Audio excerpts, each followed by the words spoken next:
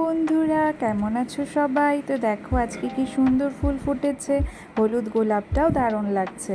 তো দেখো ছেলেমেয়ের জন্য টিফিন বানিয়ে নিচ্ছি আমি। আজকে একটু অন্যরকম টিফিন দেব। তো দেখো এইটার রেসিপিটা যদি জানতে চাও অবশ্যই আমাকে কমেন্ট করবে।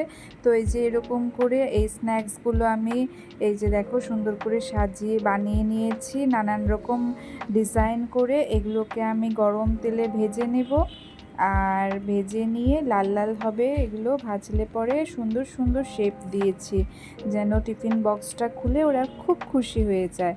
তো আমার এটাই একটা চিন্তা থাকে যে ওদেরকে আমি কি টিফিন দিব, কি দেখলে ওরা খুশি হবে। এই যে এরকম, আর চকলেট কেক বানিয়েছিলাম কালকে রাতে, ওটাই দিয়ে দিয়েছি।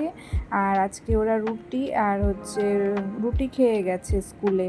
তারপরে যে দেখো স্নান করে আমি ফুল তুলে নিয়েছি, ঠাকুর ঘরে চলে এসেছি পুজো দিতে। এই যে দেখো কি সুন্দর ফুল দিয়ে সাজিয়ে আমি পুজো দিয়ে দিয়েছি। সব কিন্তু আমার গাছের ফুল, দেখো কি সুন্দর লাগছে। সব ঠাকুরকে মন ভরে সাজিয়েছি। তো আমি দিনটা এইভাবেই শুরু করি। তো পুজো না দিলে মনটা খুব খারাপ লাগতে থাকে। তো আমি রোজই চেষ্টা করি পুজো দেওয়ার, পুজো দিতে খুবই ভালো লাগে। এই যে রান্নাও করে নিয়েছি, আজকে করেছি মাটন।